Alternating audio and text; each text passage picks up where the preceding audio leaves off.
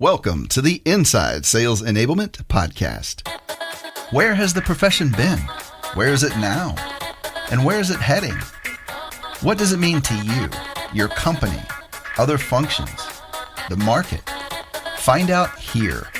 Join the founding father of the sales enablement profession, Scott Santucci, and trailblazer Brian Lambert as they take you behind the scenes of the birth of an industry. The Inside Sales Enablement Podcast starts now. Hello, I'm Scott Santucci. Hey, and I'm Brian Lambert, and we're the Sales Enablement Insiders. Our podcast is dedicated to asking the big questions that you may be wondering about sales enablement. Are you frustrated that maybe something's not quite right? Do you believe that sales enablement should be adding more value than it really is? In this podcast, we're going to talk about today something that's very near and dear to my heart, and that's training and learning. So Scott, what do you have for us? Thank you, Brian. And as always, we try to frame out the topic that we're discussing by bringing other examples to the table so that we have better insights and better perspective to discuss it. I have the great fortune, or if I were a 12-year-old rewriting many reports over and over and over again, the misfortune of having an educator for a mother. And my mom has worked in developing curriculum and learning for many years and has all kinds of masters in training. And she's an educator through and through and through. Well, one of the things that's interesting, as we all know, the curriculum for students and the curriculum for adult learning has gone off into different branches. And one thing that's being exposed to all of that information, you hear a lot of things. And one of the things that I'm particularly attuned to is this whole idea of the K through 12 state of educating our children. In the United States, we spend the most, more than any other industrialized country in the entire world, on spending per student. Yet, if you look at test scores and results, we're down towards the bottom. So the question is, what are we getting for all that money and where is it going? And that tends to be a hot topic in a lot of different reformers and perspectives about how we improve education. So Scott, that's great. As usual, great facts, great story. But in the corporate world, I don't have very many high schoolers that work here. So what does that have to do with sales enablement? What is that? Right. So I love that question. And what does that have to do with anything? Why are we talking about that? Well, the reason that we're talking about that is I often get the opportunity to have one-on-one conversations with CEOs. And the reason that I'm there having that conversation is, of course, they're concerned with the productivity of their sales force. So my first question is, well, how sure are you that it's the effectiveness or it's the quality of the reps? Have you looked at, say, your products and services? CEO answer is always, well, we've done a lot of research into that. That's a good question. We've gotten Bain, McKinsey, or some external person to validate their corporate strategy. We've got great feedback about our products and services. We feel fantastic about it. It's not our products and services. Like, okay, well, maybe it's, have you thought about that it's your messaging and marketing? Well, we actually did a brand audit. The branding that we came out with is brand new, and we really like where we are with our branding and positioning. Our marketing department's generating a tremendous amount of leads, and those leads aren't getting followed up by the sales force, and it's very frustrating. We've got a lot of metrics and indicators from our marketing department about what kind of messaging is involved.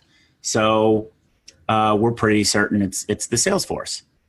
So then my next question is, okay, well, if it's the sales force, then have you been hiring the right people? Maybe what you've been doing is been hiring the wrong people all along. So the answer is, well, of course we hire the right people. We always we're really good about hiring best in breed. We hire with competitive salaries. We've got a great hiring process in place. And then I asked for sort of a follow-on question around that, which is, are the people who are still involved there 2 years ago? So in other words, all of the new recruits that you have that comprise the bulk of your sales force, are they all the same people? Yes, they're the same people. Mm-hmm. So basically my summary of that, Brian, is, and I say this to CEOs, is, well, let me summarize what I've heard. Your products are great. Your branding and positioning is great.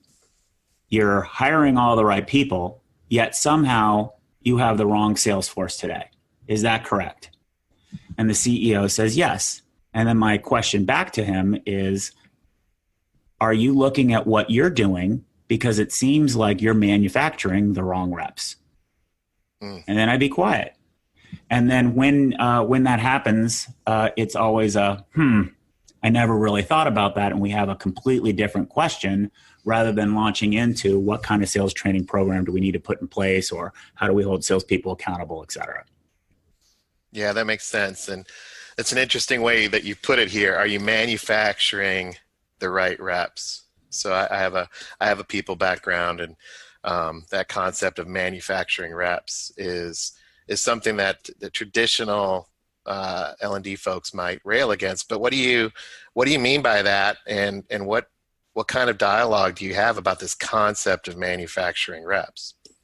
Well, really what I mean by that is, just like there are people who are really looking at how do we improve the overall school system, maybe the system that we have for sellers is antiquated. And that's really the point. And what I don't mean to say, what I want to make sure is really clear to everybody listening, I'm not anti-sales training. I'm extremely pro sales training. I'm extremely pro skill development. I'm extremely pro seller.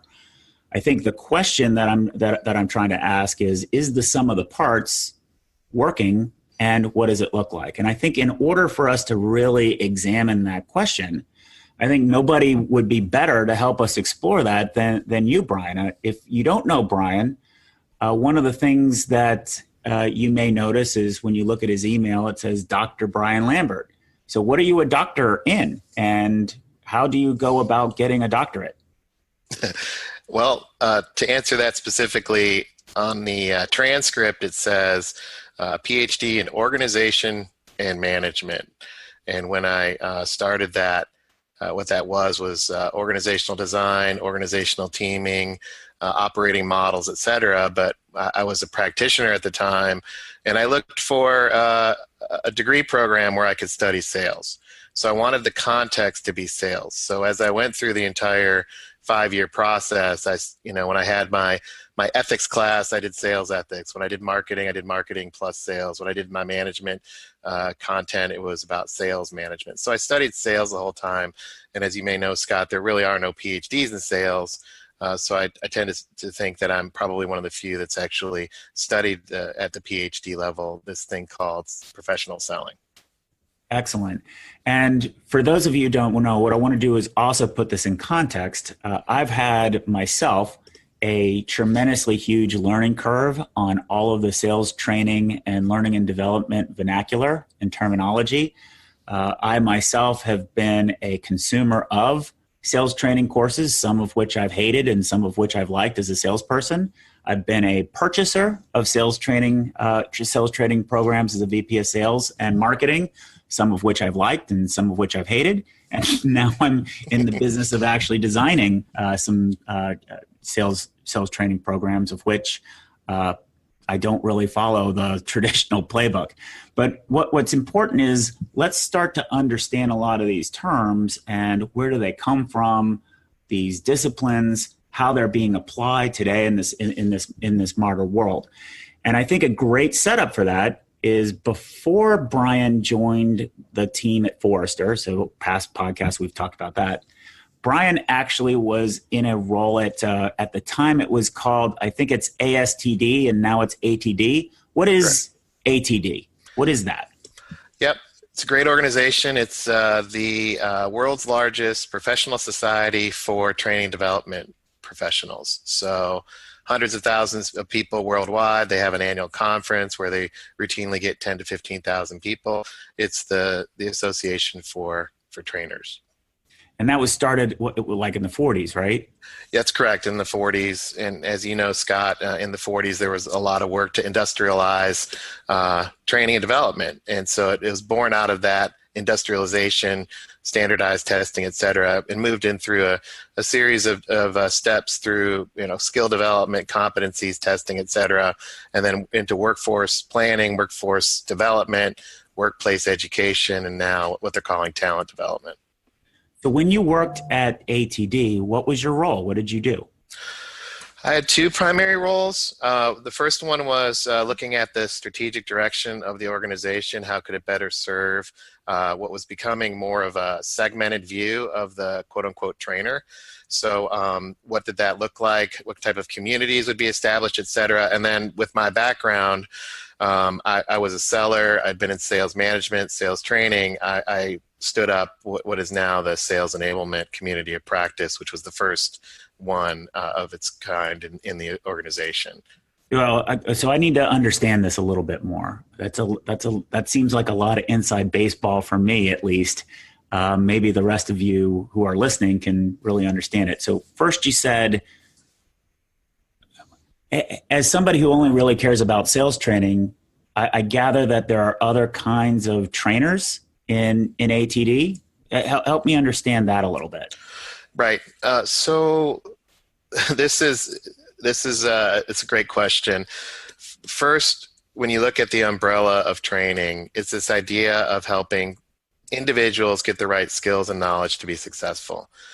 When you look at that and juxtapose that against today's workplace, there are many different specialties. And at the time, this is 15, 20 years ago, workforces and workplaces were becoming more and more specialized. So what I was doing, in essence, was looking at the different types of audiences, the different types of quote-unquote learners, and looking at their specialized needs from a job skill perspective. Traditionally, L&D people, trainers, tend to not engage sales teams. And in fact, one of the things that I had begun prior to that was this idea of I want to be the trainer to the sales trainers. I don't want to necessarily be a sales trainer. I want to help those who do it, because why is it that internal to most organizations, the sales training organization was outsourced to vendors? Right. Why wasn't training supported by these folks called trainers that tend to work on leadership development, for example, or customer service, or soft skills, or all these other things, but selling? And that's that's where I went into. Let me break this up a little bit, because I'm trying to track. So for our audience members, for myself, trying to learn about where all these different sales enablement functions report to. Sometimes they report into L&D functions. Sometimes they don't. Sometimes they're in competition, violent competition with the learning and development organization. So part of the first thing that I want to understand is, Brian, are you saying, am I understanding you correctly by saying that where the learning and development space started out, sort of the legacy was there's a central learning and development function that provided adult learning to all functions, like a service, yes, a shared service group, that the learning and development function would provide it to manufacturing, to marketing, to sales, or what have you. Is that correct? Yeah, that's correct. And it's ebbed and flowed and became from a centralized to a federated model, and then back and forth. Sometimes it gets distributed into the operations. Sometimes there's a centralized leadership development function, and yep, organizations since the 1940s have been trying to crack that code on how do they make their learning and development teams more relevant to their audiences. The second thing that I heard you say was, as a representative for a entity that's focused on learning and development professionals, you were curious as to why so much of the sales training was being outsourced. And by being outsourced, I'm assuming you're meaning it's companies are contracting firms like Sandler or Miller Hyman or Richardson or whomever to come in and do the sales training for the sales force. Is that correct? Yeah, that's correct. And because of that, the trainers that I was working with, the L&D professionals, seem to want to abdicate that responsibility to these vendors, and I couldn't quite understand why that was. Gotcha. So at that point in time, what I understand that you're telling me is that what you did was started to say, hey guys, let's start to build some competencies around what it would take to bring in-house more of this sales training. So as a result of that, you did a lot of surveys, you did a lot of research, you collected it because you wanted to be more or less the trainer of sales trainers. Is that correct? That's right. And the fundamental problem I was trying to solve was to bring more relevance and impact of this thing called learning and development / training to the customer focused revenue generating employees of an organization. In other words, I had heard and I believed in that trainers and L&D professionals could have a strategic seat at the table, but the only way to me that they would be able to do that would be to drive revenue and not be so much of a cost center, but an investment in where the organization needs to go, thereby linking salespeople to the business strategy. And if we didn't go there as a profession, I don't know what we were doing. So this is pretty insightful for me. One of the things that I have been exposed to is prior to joining Forrester and some of the work that I've done in the past would be, working with a big company like Unisys, and Unisys having a university function, of which underneath it had a dean of a sales university. And what they would do is offer ASTD, this was at the time, ASTD certified people to work with us on training programs. And the difficulty was they had very rigid approaches of how to go about building those training programs that didn't map to the business requirements that we were trying to do. That was my personal experience. What experience, where does that come from? What's really the goal here? And where do these tools, I think one of the methods that they were referring to is ADDIE. What's ADDIE, and why was that being discussed with me and the sales leaders at Unisys? So ADDIE is an acronym for a traditional fundamental workflow that corporate L&D professionals would go through to build custom training. So it stands for basically analysis. You analyze the job or the skills, you design something, you develop something, you implement, and you evaluate. So it's kind of a continuous improvement model, and a lot of trainers are taught that. There are also other versions of it, but the point is that there's basically a challenge that needs to be addressed, and you would go through and build stuff to support it. So that's ADDIE. So to answer that question specifically, the challenge is that ADDIE and all of the models for L&D are kind of predicated on two fundamental principles of adults. One is that the jobs are clear, right? So if you have a clear job, you can go out and build skills to it. So that's the one fundamental thing. The second fundamental thing is that because the jobs are clear, the scope of those jobs are well known to everybody else. Mm. So you can build skills and everybody knows what these people are supposed to be doing, whoever they are, customer service, whatever. And so what I was really perplexed by in my own work was, well, the sales role, it appears to be clearly defined, but boy, it's not the more you understand it. And also we are going through a transition in business and in the broader landscape, that roles are evolving and the skills required of today are not the skills required of tomorrow. So now what are we going to do? And, by the way, shouldn't CEOs be expecting that the L&D function be able to help the organization evolve to that? So how does ADDIE help you do that when it's grounded on these two rear view mirror hardened principles that no longer exist anymore? Yeah, and to be fair to the trainer, who at the time made me and the sales leadership extremely frustrated because the questions they were asking weren't at all aligned to what the goals were. To be fair, what's very common is There's a lot of, actually, it's a term I picked up from you, Brian, role ambiguity within the sales force. And it's not so much that sales roles tend to be defined more around sets of activities so that you can get a comp plan going. But there's not enough descriptors in there about exactly what is the nature of the job at hand. So are we asking our sellers to be more consultative or more transactional? Those differences aren't placed into most job descriptions today. There's just a lot of details in there about attributes or competencies or things like that, but not enough about how they get their work done. So I think that's something that we're seeing a change of. But when you have a functional group that's been built up since the 40s with a lot of existing infrastructure, it might be very difficult for those sales trainers to get outside that box and actually question or even think that they can question what the scope of a role is. Is that right? Like, what are some of the challenges that you're seeing, Brian, with regards to these emerging sales trainers? Yeah. So the concept of analysis, for example, a traditional approach to an analysis of a role could be a research project or it could be a series of interviews, but it's fairly quick.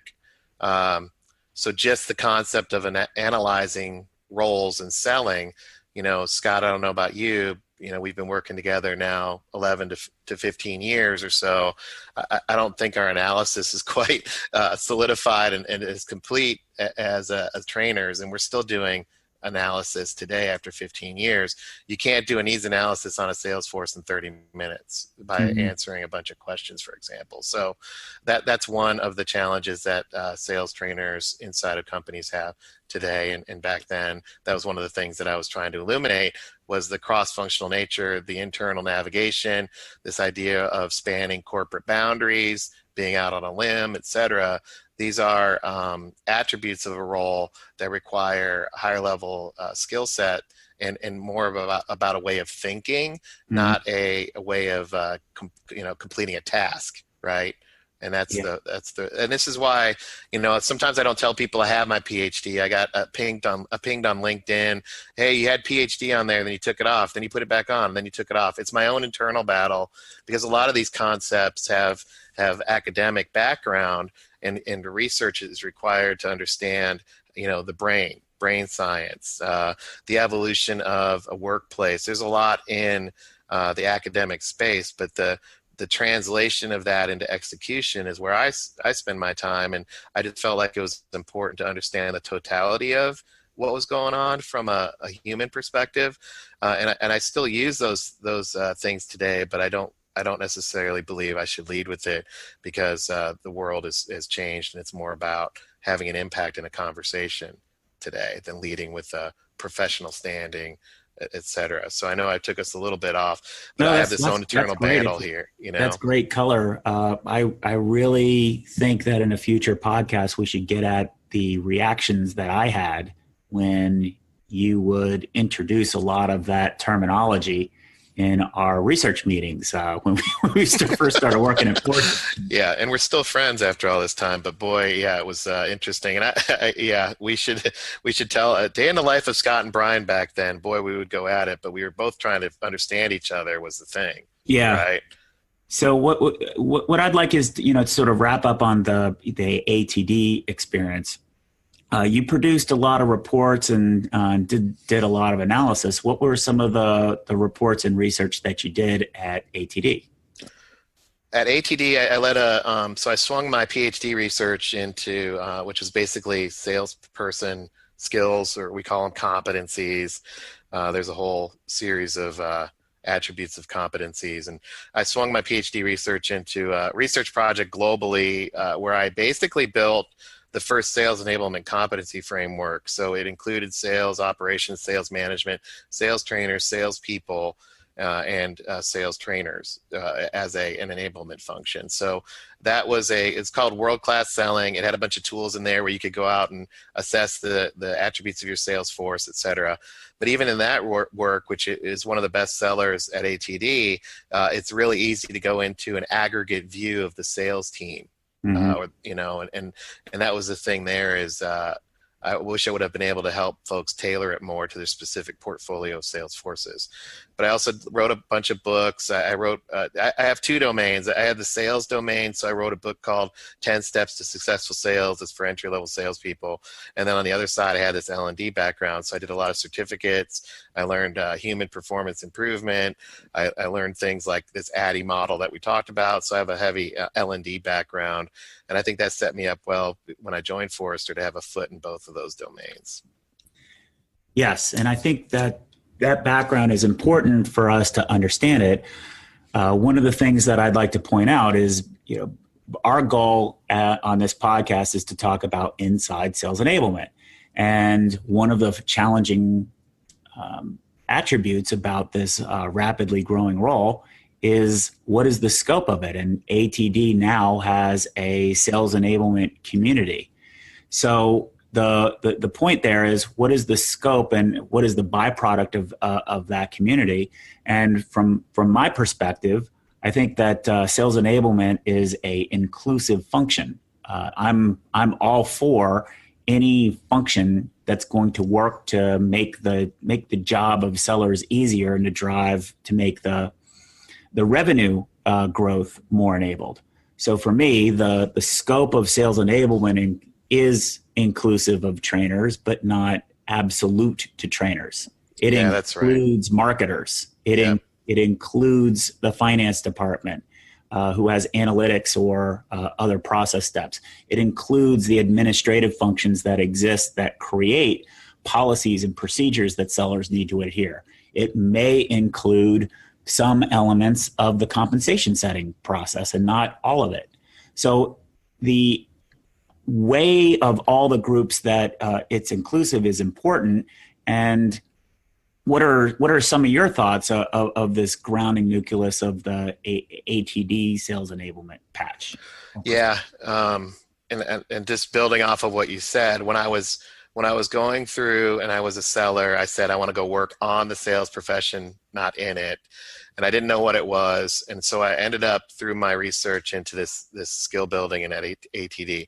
When I did that, me personally, it became that this enabling sales forces needs to be done through skills, and it's all about the people only. And I became very exclusive in my design and in my approach to things. And I wish I would have been a little bit more open-minded, to your point, Scott. And now where I'm at is, if you take all those people that you just mentioned, all those functions, and put them around a conference room table. And I've literally done this. I've had operations, marketing, sales training. I've had external vendors. We were all sitting in a room. And the amount of energy that's spent convincing one another who's right is ridiculous. And I want us to think about stripping that away and saying, you know what, look at each other. And I've done this. Look to the person on your left, look to the person on the right. And you know what? Tell them that they're right, because they are right, and everybody's right in their own way. This is not about right and wrong anymore. And that's my own personal evolution. I thought I was 100% right. And if everybody just did what I said, we would be good from an L&D perspective.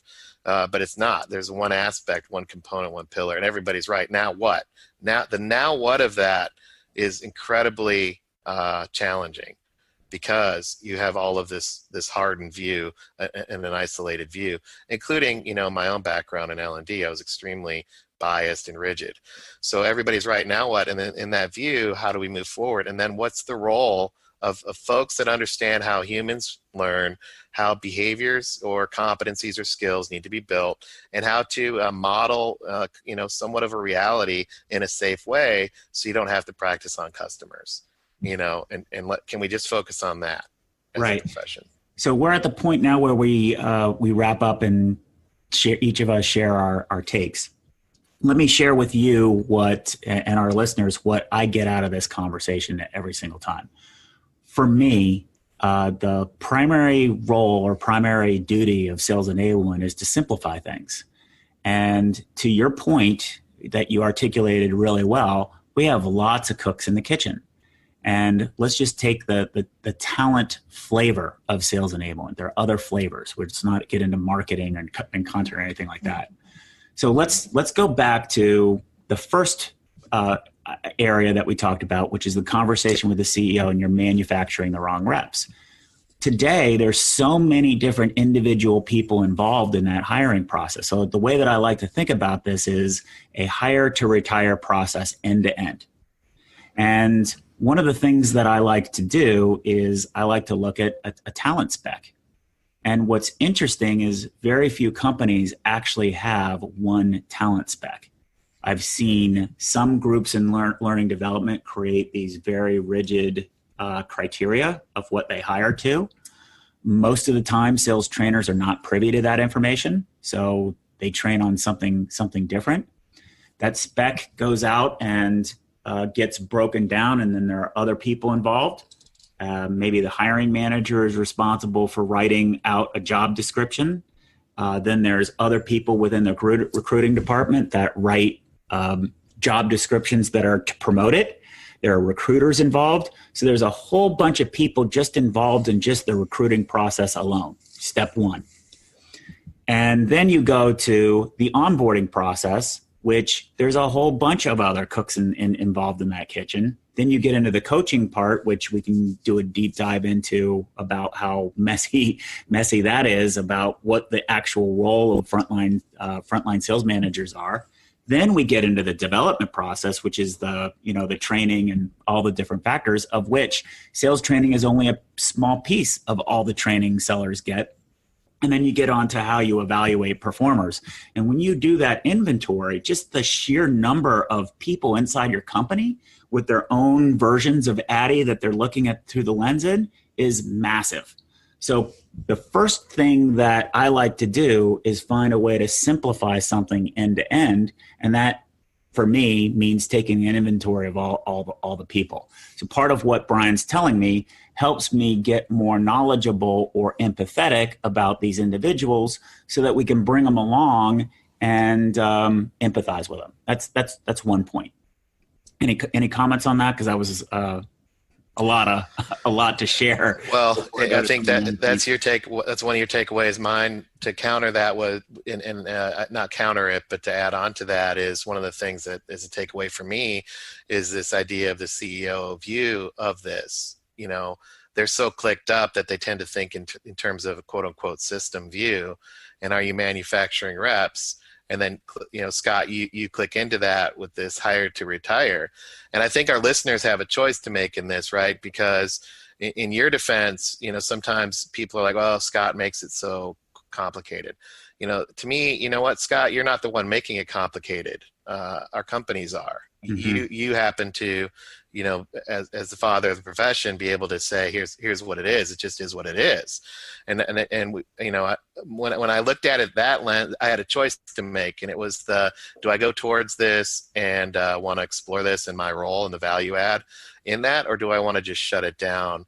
And it comes down to me, that scene in the Matrix, red pill or blue pill. And everybody has a choice to make on what pill they want. And, through this podcast series, we're going to offer the reality pill, and you gotta swallow it. If not, you're not going to listen anymore, because that's where we're going to go. We're going to go into that rabbit hole, and you simplify the rabbit hole, and it allows me to be clear on the value that L&D could bring, or the value that my flavor of enablement could bring to the cause, so that we're additive, so that the sum of the parts is greater than the whole. But we can't stick our head in the sand. Excellent. There's another lesson that I learned. Is one of the things that I've learned from you, Brian, is the whole idea of justifying, or not justifying, but providing measurement of completion or the value of training by the way people complete scores. Like, did they complete their test assignments? So very similar to how whether my son has completed physics, he got a 97 on it, then we judge him as, he's good at physics. Similar thing, somebody's gone through some sales training curriculum, they've gotten a grade, now the manager thinks that they have those competencies. But as you and I both know, sales is a performance-based role, not a did you do it the right way role like a finance person might be. And given that learning actually comes from doing it. And I think one of the things that where as businesses get more metric driven, we haven't created enough space to create the evaluation of talent by doing.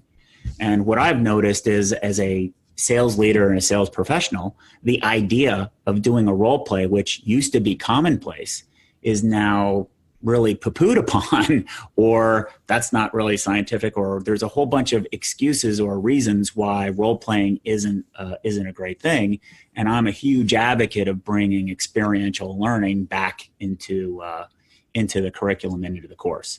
So that was another lesson learned. And what I've found is that when I include, after we've deconstructed with a learning and development professional the capabilities, saying, I'm not asking you to apply your frameworks, but you have a lot to give, a lot to help make this more constructive.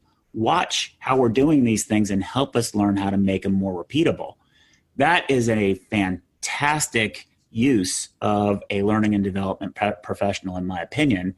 The challenge is, how do we balance the, hey, here are my needs from me as a business person, and then how do I convey them to somebody so that they can put away some of the structure and, just start getting real of what their capabilities are. So that's another takeaway that I've had from this conversation, my exposure with you. Yeah, and I think I know we have to go. One of the things that I appreciate about our work together is that you've always seen the value of L&D training, et cetera, and wanted it to have the impact. And while L&D can help scale these examples or create ways to replicate across the organization, there's some very tactical areas that L&D can move into, building off of what you said, Scott, and that has to do with helping salespeople not feel so exposed in these training environments, and then also helping them with the concept of getting feedback. I deal with a lot of entry level and new salespeople, and the idea of being out in front of somebody freaks them out from their internal peers, and then when they get feedback, they shut down. Even if it's constructive feedback. So I don't know if it's generational or what, but that's, to me, an L&D thing is how do you help people and soften the beach for, behavioral-based learning or process-driven or learning by doing, because the learning by doing is not taught in schools today. So they come out and it's just boom. Yep. We're going to cover different kinds of, and what we're learning with regards to experiential learning, and help making that pain go away and increase the rep productivity time through experiential and situational learning. But that's a different episode. Yep. Thank you very much for your time, Brian. That was great insight. I really loved your stories. What we're asking you to do as a listener, please share with us what you took away from this. What lessons learned? How does Inside Sales Enablement podcast help you rethink and re-envision how you're working? Drop us a line at engage@insidese.com. Tell us a story. Give us a scene. Give us any kind of feedback. We're very encouraged by some of the initial responses of our initial podcast. Our goal is to create a learning environment, and part of that learning environment is to share some of the inside stories and lessons learned from many different people, many different perspectives. Brian, do you have any parting thoughts before we wrap up this episode? Nope. I appreciate everybody's feedback. It's been great. Thanks for the time. Excellent. So thank you, and join us next time in our next episode. See you then. Thanks for joining us. To become an insider and amplify your journey, make sure you've subscribed to our show. If you have an idea for what Scott and Brian can cover in a future podcast, or have a story to share, please email them at engage@insidese.com. You can also connect with them online by going to insidese.com, following them on Twitter, or sending them a LinkedIn request.